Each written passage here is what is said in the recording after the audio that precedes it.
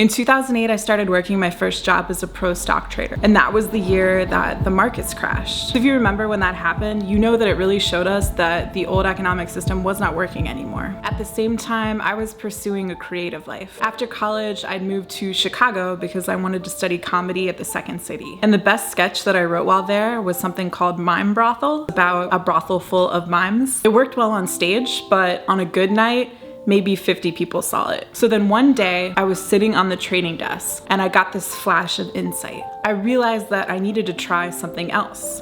I needed to make a film, even though I literally had no idea how to do that. And hopefully if I did make a film, maybe more than 50 people would actually see it. But the hardest part was finding the money to bring the film to life. And after witnessing the dysfunction in finance up close at my job, I eventually recognized that the economic system itself was to blame. But I also saw that we can do something about it. What I realized was this: the old economic system isn't working anymore because it's designed around the premise that people exclusively act out of self-interest.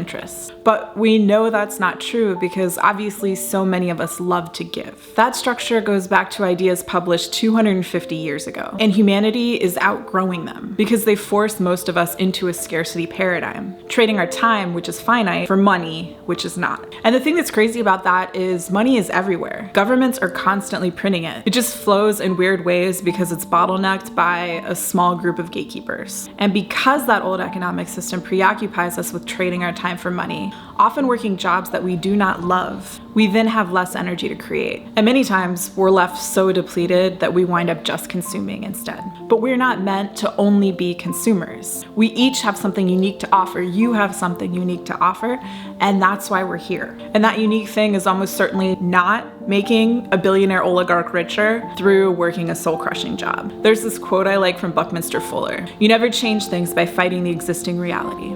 To change something, build a new model that makes the existing model obsolete." So we just need to come together through a better model, a better system. And then that old dysfunctional economic system will eventually fall apart on its own. So how do we actually do that? How do we come together in a better system? I want to share 3 practical steps that you can take. I landed on these after years of thought, following the experience of having so much trouble getting the money to make my film. Those ideas eventually coalesced into a kinder economic ecosystem called Seeds, designed to empower people to both ask for help and to build wealth through giving. Step 1, use Seeds to ask for help when you need it. I've personally had to use Seeds to ask for help twice when I haven't known where else to turn. The first time was like 5 years ago. The second time was just recently when I was robbed of what was, for me, a huge sum of money, and authorities did nothing to help. I feel so much gratitude to the people who gave to support me, and all who did so received Seeds cryptocurrency in thanks. If my saying the word cryptocurrency immediately turns you off, I totally get it. There have been a lot of bad actors who have annoyingly ruined public perception of it, which has been really frustrating. But the technology itself can be used for good, and through Seeds it is. Step 2, help someone in need and receive Seeds in thanks.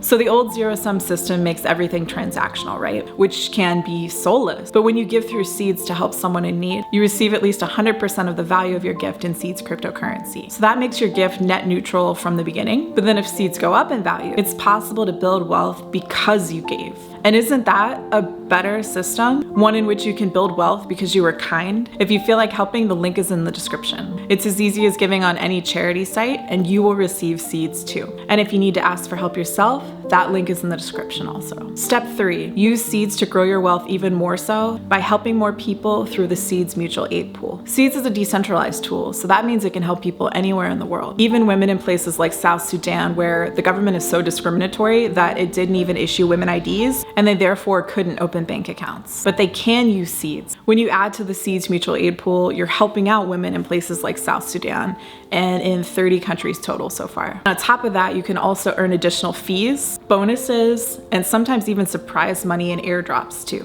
I got an especially large chunk of money in an airdrop in late 2020, and I was so surprised and so grateful. But I also had a bunch of other Seeds just sitting in my wallet, just chilling there. And I was kicking myself for not adding those to the mutual aid pool too, because if I had, I would have received so much additional free money in that airdrop that it would have been enough to buy a nice house. And I don't want you to make a similar mistake, missing out on something like that. A new economic ecosystem like Seeds, which is founded on the idea of building abundance through giving, can make us all feel more connected and more grateful and more free. And as more of us participate in it, the hold of the old economic system will loosen, and eventually its dysfunction will fall. So I really encourage you to give seeds a try. Ask for help for a creative project, or help out somebody else. And even if your gift is small, it's the volition that counts. And together we can move toward a day when we live to create and to help one another, where we no longer have to trade our time for money to survive,